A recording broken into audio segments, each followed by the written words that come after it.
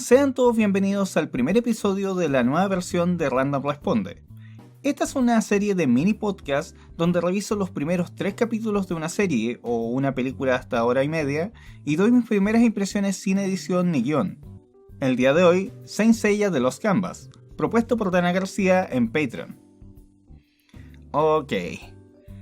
En primer lugar, es un poco extraño el toparse con una serie de Saint Seiya con un estilo de dibujo totalmente distinto a lo que nos tenía acostumbrado el manga de Kurumada y por supuesto todas las otras interpretaciones de Toei, pero al poco tiempo te vas acostumbrando y se le encuentra un gusto a este estilo, por raro que pueda parecer en una primera instancia. Algo que he notado es que la serie es mucho menos colorida.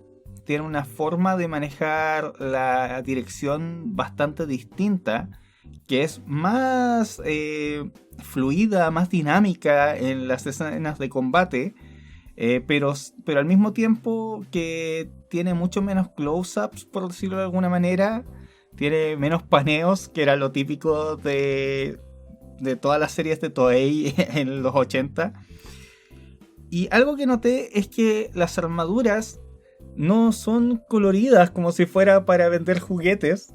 que en el caso, por ejemplo, la de Seiya que tenía la original, tenía el casco con esos cachitos amarillos, los bordes rojos, las hombreras, etc. Acá no, acá cada una de las armaduras como que tienden al color del metal que se supone que son. O sea, las doradas son prácticamente totalmente doradas sin ningún adorno o muy pocos adornos. Las plateadas son de un solo color y las de bronce también.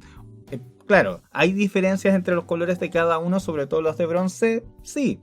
Pero es notoriamente más sobrio el tono general de la serie, por decirlo de alguna manera. Se ayuda eso al tono, al hacerte sentirte que la serie pasa en el pasado, y también le da como una especie de seriedad que la otra serie, la original, no tiene. No digo que la original no tuviera momentos dramáticos, por supuesto que los tenía, pero esta se siente un poco menos para niños que la original. Porque sí, hay que admitirlo, prácticamente todos los shonen son series para niños. Shonen significa niño o chico en el terminología más universal, más de doblaje neutro. Pero volviendo al tema, esta serie nos cuenta la historia entre, o mejor dicho, los eventos que ocurrieron en la anterior Guerra Santa, antes de la serie que todos conocemos. Nos muestra la historia de cómo renace el nuevo Hades, que toma el cuerpo de un chico llamado Alon, y cómo sus mejores amigos y compañeros de orfanato son Tenma, que se convierte en el caballero de Pegaso, y Sasha, que se convierte en la nueva Athena, o mejor dicho, reencarna en Athena. Siempre he encontrado un poco extraño eso en Saint Seiya, los caballeros del Zodiaco, porque Athena simplemente reencarna como Athena. O sea, siempre es una niña que se entera de que es Athena y listo, soy Athena, y su personalidad es completamente igual. En cambio, en el caso de Poseidón y en el caso de Hades, en ambas versiones, es como que el espíritu del dios toma el control o elige a un niño en vez de reencarnar directamente como ese, sabiendo, o mejor dicho, aprendiendo que es Hades. En el caso de Alone, o Aaron en la traducción, o sea, en la pronunciación japonesa, es un poquito mejor trabajado que en el caso de Julián Solo, que era Julián Solo se llamaba, el que era Poseidón.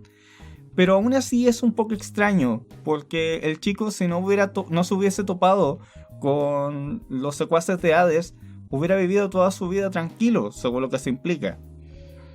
Entonces es un poco extraño que mientras que el destino los alcanza, no sé si puedo darme a entender bien. En el caso de Saori, una vez que ella aprende que es Athena, su personalidad, bueno, ya se venía suavizando, ya se había empezado a volver más humilde con las enseñanzas de su abuelo adoptivo, Mitsumasa Kido. Y entonces cuando aprende que es Atena ya abraza eso, pero ella no es poseída por el espíritu de Atena. En cambio, en el caso de Alon, es como que él es poseído simultáneamente a que se aprovechan de su debilidad emocional para mezclarlo con su personalidad. Lo cual en cierta forma es más difícil de entender que en el caso de Julián Solo, donde es simplemente un tipo millonario al que le dicen: bueno, tú eres la reencarnación de Poseidón, y aprovecha eso hasta que Poseidón toma el control completo de él y Julián como que pierde el conocimiento, se olvida de que es Poseidón, porque el que está peleando después contra los caballeros es simplemente el espíritu de Poseidón, que es distinto. Pero volviendo al caso de Alone, me gusta más esta versión que la que mostraron en la saga de Hades o saga del infierno, se me olvidó cómo se llama, la de los OVAs de Saint Seiya original. Porque en el otro es sumamente vacío, es como que toma un cuerpo y de inmediato empieza la guerra y no sabemos cuál es ni siquiera su objetivo. En el caso de esa versión de Hades, es simplemente, bueno, quiero hacer el mundo de los muertos porque sí, pero no que al final toda la gente que muere igual llega a donde Hades, en la gran mayoría de los casos. Entonces él tiene mucha más gente que gobernar que la que tienen en la Tierra, porque es interesante la Tierra. En cambio acá por lo menos intentan darle un sentido filosófico de alguna manera, porque desde la perspectiva asiática, la vida es sufrimiento, la vida es dolor, es conflicto constante. Siempre estamos al borde de la muerte y eso nos genera necesidades. Y esas necesidades nos causan dolor. En cambio, la muerte en sí misma es paz. Y eso lo sabe la gente que ha tenido un familiar que esté moribundo, que esté sufriendo mucho, y que por más que no se quiera que esa persona muera, el llegar a la muerte a veces es una gran tranquilidad, porque es dejar de sufrir, pero también es dejar de vivir. Bueno, es muy obvio decir que, perdón si suena demasiado obvio, esto pasa cuando no tengo guión, pero es muy obvio decir que se deja de vivir, pero ese es como el enfoque que le están tratando de dar acá. Es que al llevar, o mejor dicho, al matar a todos, que es lo que quiere Hades, lo están tratando de convencer a Alone de que es llevarlos a la tranquilidad, porque ya no tiene sufrimiento. Y él, siendo un huérfano, entiende muy bien lo que es vivir y sufrir constantemente. Todo eso lo mezclan con el hecho de que él es un artista, y en un principio su arte era bonito y apreciado por todos, pero al ser poseído por Hades, o mejor dicho, cuando Pandora le da un beso, un beso que le muerde la boca, o eso implican que hicieron, es cuando adquiere el poder de que cada cosa que pinta se muere. Y es algo que importa porque él había pintado un cuadro de Tenma, y en un punto cúlmine del tercer capítulo termina, por decirlo de alguna manera, la pintura de Tenma, y con eso lo mata. Ahora bien, ahí hay un problema que yo encuentro, es que se supone que en una parte él asesina o daña muy gravemente a Yako, creo que se llama Yako, que es el caballero de unicornio. Y él está convencido de que está muerto. O mejor dicho, todos están convencidos de que está muerto, pero no se muere. Está vivo. Entonces, ¿cómo es que el dios de la muerte no se asegura de que esté muerto? ¿No debería tener algo así como una especie de omnisciencia respecto a quién se muere y a quién no? Esa parte me genera un poco de duda, no sé si lo lleguen a explicar, o el hecho de que él no tenga control completo de lo que pasa en el reino de los muertos, quizá. El tercer capítulo aparte termina de una manera bien interesante porque Tenma muere lo cual es muy inesperado de parte de una serie de este tipo, donde el protagonista o el aparente protagonista se muere de forma inmediata. Lo que sí, hablando de los personajes, me gustó bastante la construcción que le dieron a Alon, la historia, cómo se va manejando, es interesante, te genera expectativa, pero al mismo tiempo Tenma como personaje no me es mayormente llamativo. Es Seiya 2, es un poco más apasionado, un poco más explosivo que Seiya, pero es parecido a Seiya. Y aunque sí me gustó esto de que el contexto, por lo menos en los primeros capítulos, se mantenga en un contacto directo con el mundo real. Porque algo que me quita un poco, o mejor dicho, me incomoda un poco de los Caballeros del Zodiaco como franquicia, es que al principio empiezan en un entorno realista, moderno. Si lo recuerdan, el torneo galáctico, todo el asunto con Fénix, donde ellos corrían por las calles enfrentándoselo hasta que iban al típico escenario de montañas para pelear contra los Caballeros Negros, una de las cosas más absurdas que hay en la serie original. Pero después de eso, cuando empiezan a tener los eventos en la Guerra Santa, o sea, la pelea de las 12 casas, después contra el de Asgard, contra Poseidón, es como si se hubieran ido a un mundo mitológico completamente desconectado del mundo real, del mundo moderno.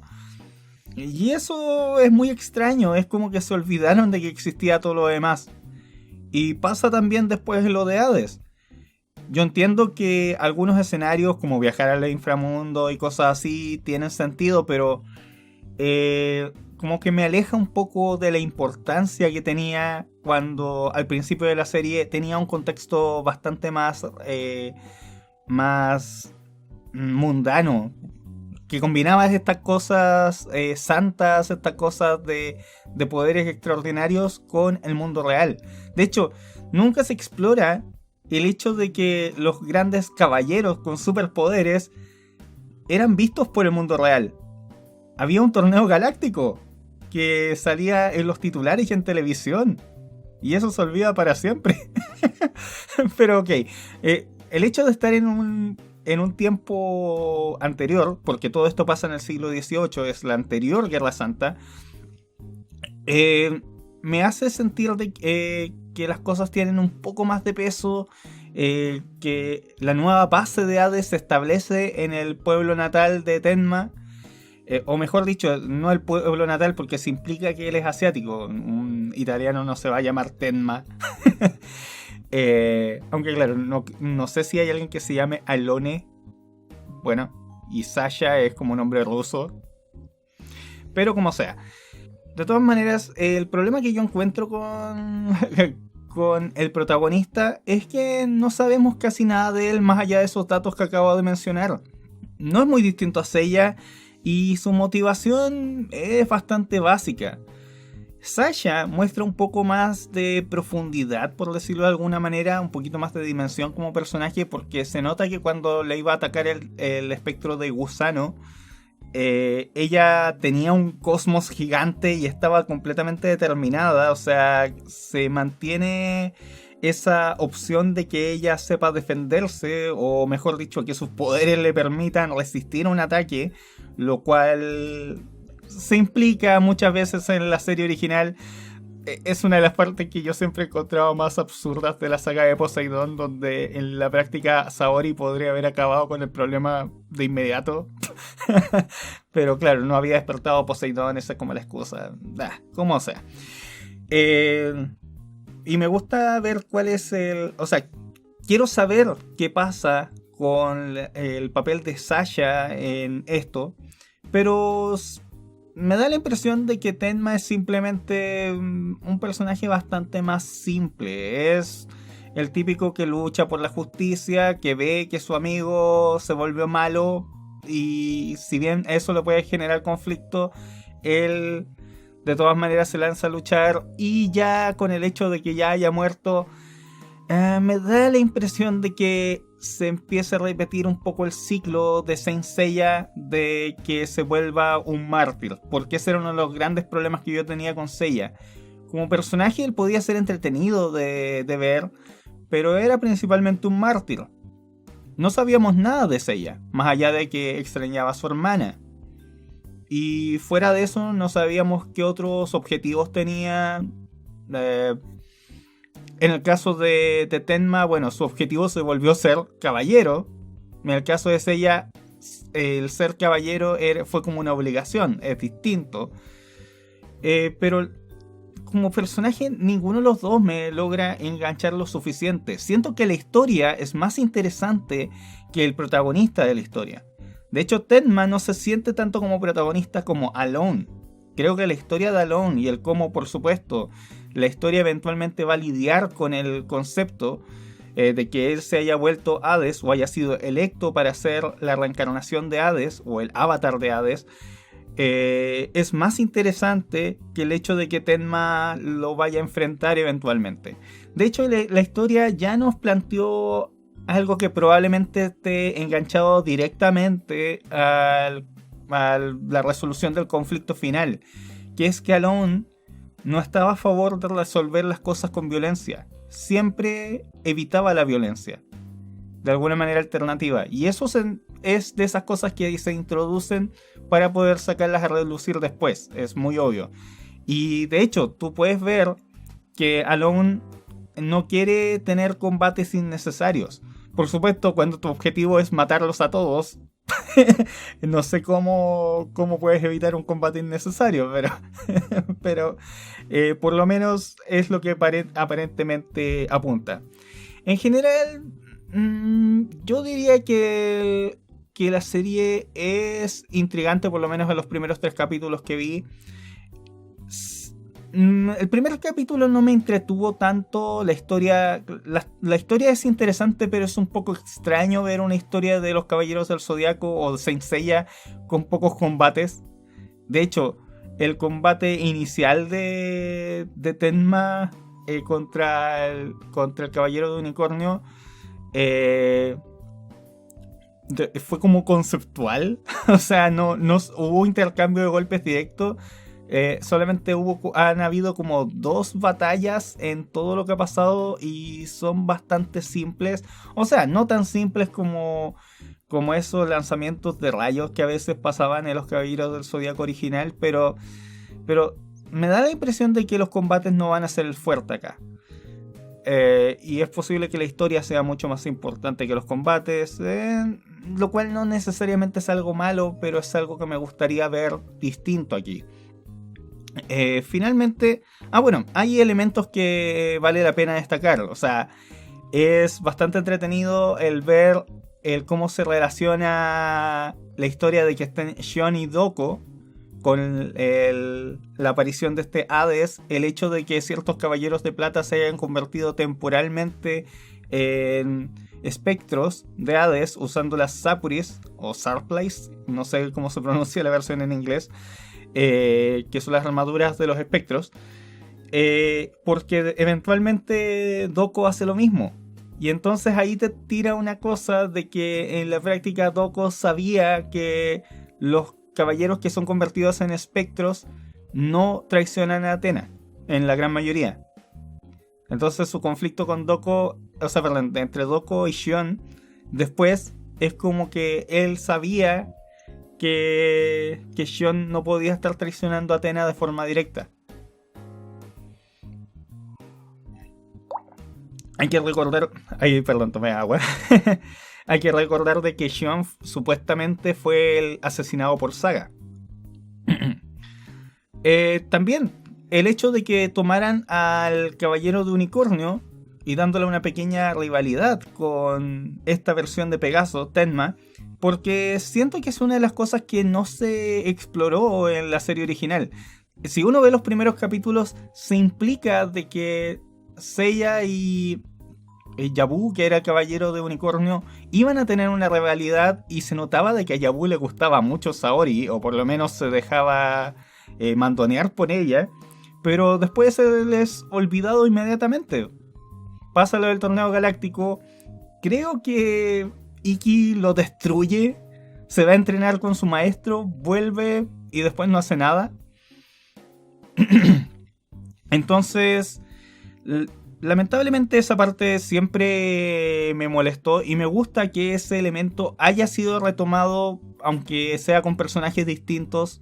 Siento que es algo que se le puede dar un poco más de peso y ojalá que este Caballero Unicornio tenga un crecimiento, porque por el momento es simplemente el personaje típico rival que eventualmente tiene que ayudar al protagonista.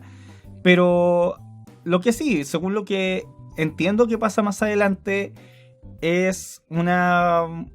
utilizan el personaje de forma distinta. En vez de ser el que está siempre en segundo lugar y que quiere superarlo y bla bla bla, acá es él el que ayuda directamente al protagonista, ayudándolo en su camino de redención. Así que eso es bastante interesante.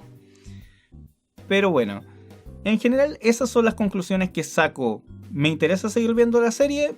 Sí, creo que sí. La verdad es que por mucho tiempo no tuve ningún interés en ver esta versión, sobre todo porque no es canon, porque el manga de Next Dimension cuenta varios de los mismos eventos. De hecho, originalmente esta iba a ser una mirada distinta de los mismos eventos del manga, pero después tomó una dirección distinta, por lo cual los personajes en las historias son completamente diferentes después de los primeros capítulos.